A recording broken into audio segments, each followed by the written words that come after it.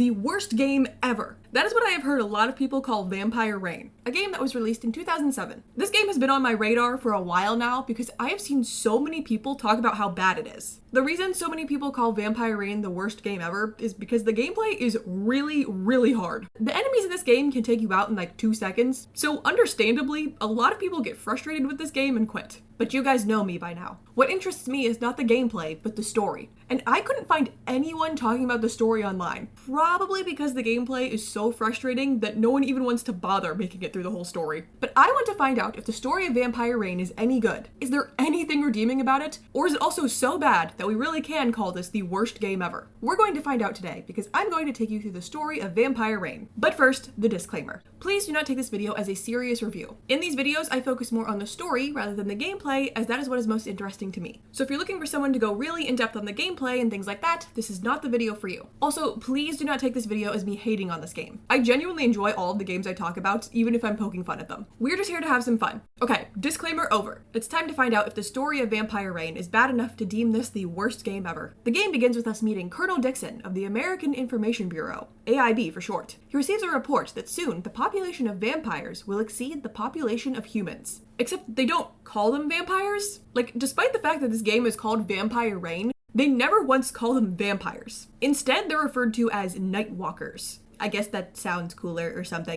Anyway, then we meet our main character, Lloyd, who is part of the AIB's extermination team. He has 3 teammates, his squad leader, Harrison, this girl named Kelly, and Hanson, the team's navigator. Hanson has the easiest job of the group. The dude just sits in the car, out of the rain, nice and dry, giving the others coordinates. And then he has the audacity to say this. This is my first mission against the Nightwalkers, but it won't be my last. Well, yeah, you get to stay safe inside the whole time. You have the highest probability of living. Moving on, the team is in a suburb of Los Angeles that's filled with Nightwalkers. Luckily, it's supposed to rain all night, which dulls the Nightwalkers' senses and abilities. And that's also why the game is called Vampire Reign, because there's vampires, and it's raining.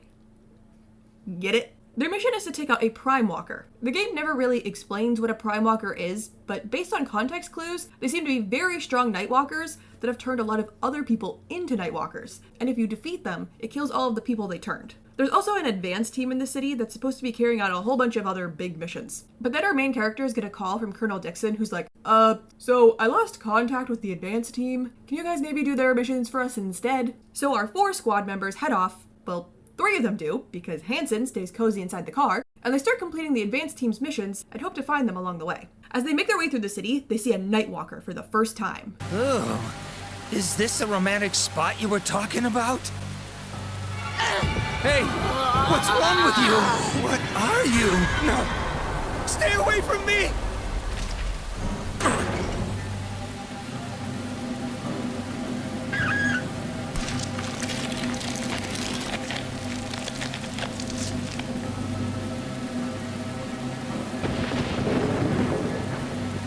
I have to comment on how weird this city is, because there are a bunch of normal citizens like that guy. They're just standing around, minding their own business. What are you doing? What? I did what you told me. And You're getting on my nerves. I've never seen anyone like you before. Quiet! Meanwhile, a Nightwalker will just run by and leap 20 feet into the air, and no one seems to care. You're getting on my nerves. The humans of this city are not concerned about Nightwalkers nearly enough, nor are they cautious. Oh, is this a romantic spot you were talking about? Anyway, then Lloyd sees a creepy little girl who suddenly disappears.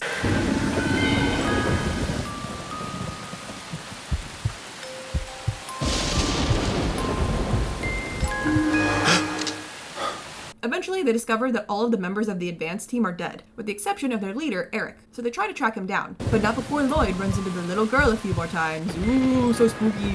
They find Eric, and to no one's surprise, he's turned into a Nightwalker. At this point, Harrison decides to call Colonel Dixon and tells him that this mission needs to be called off, but Dixon is like, no, you still need to take out the Prime Walker. Harrison requests backup to help them, but Dixon goes, nope, there's no way I could send you backup. What? You 4 just have to do it by yourselves, bye. Dixon, if you're trying to not seem suspicious, you're doing a terrible job at it. We've got to move in on the Prime Walker. But there's only 4 of us. No, Hanson, there's 3 of us, because you never assist in battle. It's time to head after the Prime Walker, Edward, but not before we see the spooky little girl again. They reach the building that Edward is hiding out in, and are greeted with an unexpected guest. You almost bought it, Hanson. What are you doing here? I ran an acoustical analysis, and verified that this building is soundproof. You came all the way to tell us that? Okay, thanks, Hanson. Now get back to your post. I think he was getting self-conscious about the fact that he just sits in the car the whole time. You know, I'm starting to get the feeling that Hanson wants to be part of the action, but no one will let him. Get back to your post. Now I feel kind of bad for him. The team fights Edward in a very awkward boss fight. There's no music at all, and Edward never says a word. He just yells and makes a bunch of weird noises.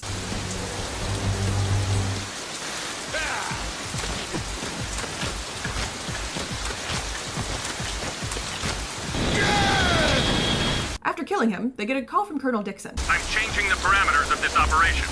You're to terminate each and every Prime Walker in the area designated as Point E9.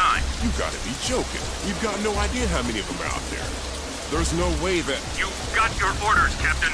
Dixon out. This guy cannot make it any more obvious that he just wants them dead. Now we're introduced to the 3 other Prime Walkers in the city who have very interesting fashion choices: James, Margaret, and Charles. They keep going on about the cycle of the sun and the full moon, and then James leaves, presumably to go after our main characters. Then there's this whole side plot where Kelly gets kidnapped by a Prime Walker, and they for some reason don't turn her into one. Anyway, they rescue her, and she was able to get a picture of the one who abducted her, and it's James. And this is where we learn Lloyd's tragic backstory. In the past, James attacked and took out Lloyd's entire squad, and abducted a professor named Ernst Foley. Lloyd saved his daughter Emily, who was put in protective custody after the incident. What's your name?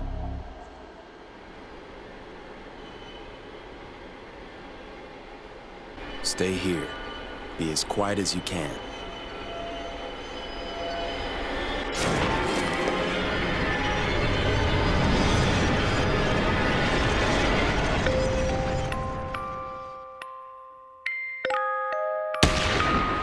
Okay, well now we know who the little girl is, but she definitely is not in protective custody. It turns out Professor Foley is being held in the city, and the team tracks him down to find out if he has any information on the Nightwalkers. When they find him, the professor shares his theory with the team. Since my abduction, they've had me doing research to help them find out what they are. I haven't completed my research yet, but I have formed a theory. First, Nightwalkers attack humans to create more Nightwalkers. Second, Nightwalkers cannot reproduce. Given these 2 conditions, there's only one possible conclusion. So, the professor never tells you what his conclusion is, and the game never references it later on when you have all the answers to be like, oh, this is what the professor meant. The conclusion was... insert answer here. Even after finishing the game, I have no clue what the professor was trying to say. So as much as I'd love to tell you what the conclusion is, I can't. They break the professor out of the building the Nightwalkers were keeping him in, but in the middle of their escape, they run into James and are forced to take him out. Much like Edward, this boss fight is extremely awkward. Once again, there's no music, and all you can hear is James maniacally laughing while he runs around at the speed of light and scales walls.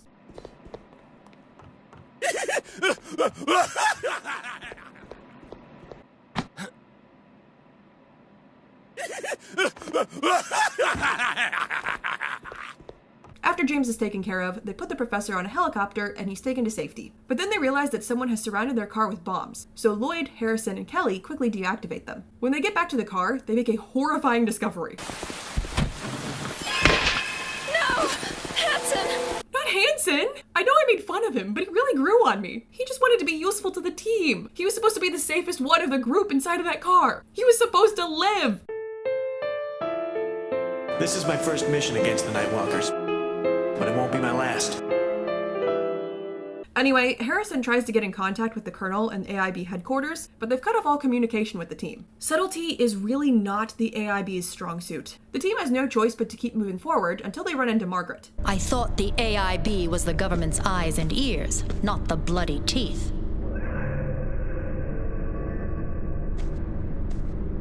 There's no need to lie. We're in touch with the AIB. They informed us that there was a rogue team out to get us. I don't even know why they're surprised. The AIB was making it obvious the whole time. Now we've reached Margaret's boss fight. Oh my god, there's music! This boss fight is way less awkward than the others. After they kill Margaret, Kelly does something unexpected.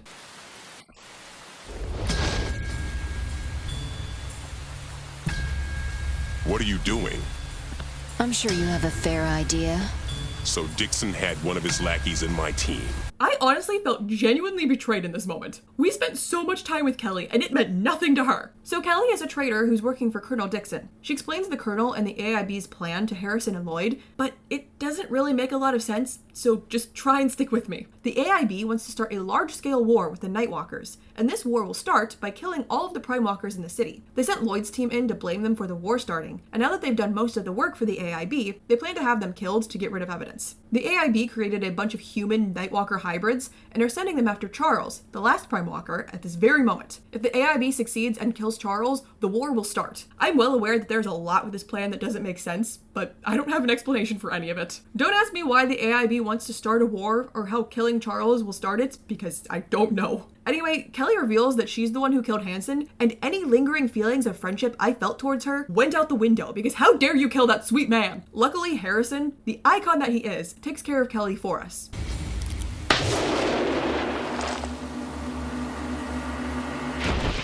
I fixed her gun to explode. You never see Kelly again after this, so I don't know what happens to her from here. It sounds like the Colonel's men have arrived.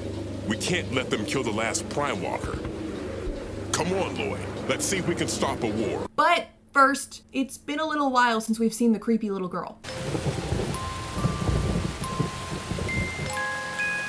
I've seen this little girl walking around the streets a couple of times. Do you know?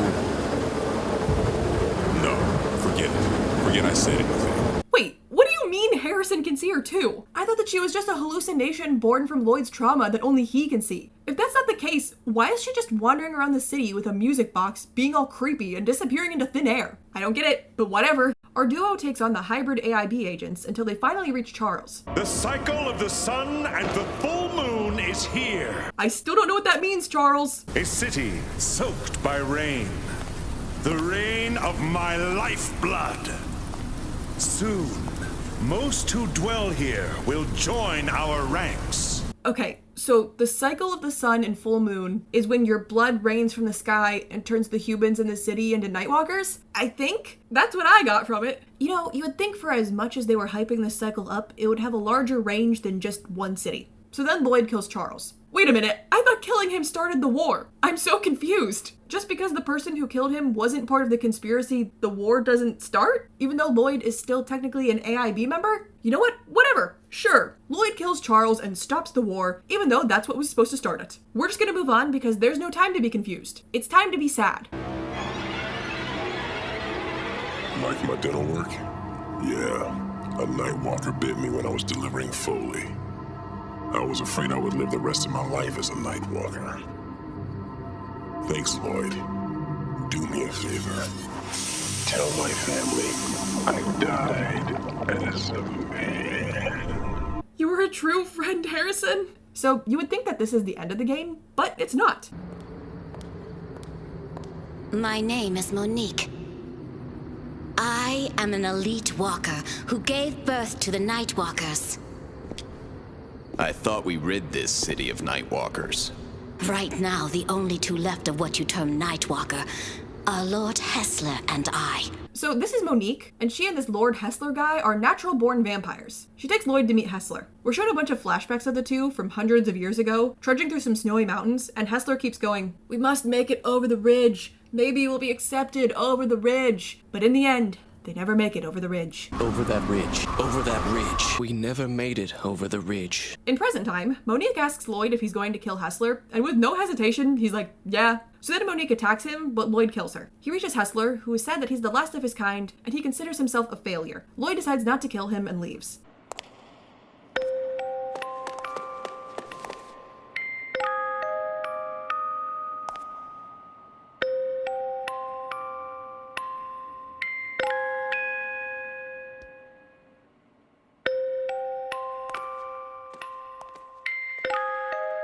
What? I am so confused by this little girl. What is her connection to Hessler? Why does she want to be with him? Is she a Nightwalker? Is she a ghost? Is she a human? Why didn't she want to be with her dad, the professor? I don't understand anything. The game ends with Lloyd receiving a call from the AIB, and they're all, hey, we arrested all the traitors. Thank you for everything you did. You're awesome. And Lloyd is like, yeah, whatever, and hangs up on them. And that is Vampire Reign. So, is the story of Vampire Reign as bad as the gameplay? Well, there's a lot of plot points that I don't understand, like the little girl, the professor's conclusion, everything with Monique and Hessler, the AIB's war plan, and how killing Charles will start the war, but Lloyd killed him and it didn't start the war. But I can't say that I wasn't entertained, because I was. It was a silly yet extremely generic plot, but I still had fun with it. And this game was actually successful in getting me to care about the 4 main characters. I found myself thinking, I really hope they don't start killing off my team members. I kind of like them. They force you to get close to them by making you listen to them work together and bond through the missions for like 5 hours. And then they break your heart by killing off Hanson and Harrison and having Kelly betray you. I was genuinely hurt by these moments. So while the story may not be objectively good, I still had a lot of fun with it and enjoyed it. I've definitely seen worse, and that makes it very hard for me to call Vampire Reign the worst game ever. What can I say? I'm a sucker for these old goofy games, okay? They have such a charm to them. I can't bring myself to hate them. Have any of you played Vampire Reign? Let me know in the comments below. Also let me know if there are other games, movies, media, etc. that you would like me to make a video on. If you enjoyed the video, like and subscribe to see more content from me. Thank you guys so much for watching, and I will see you in my next video. Bye!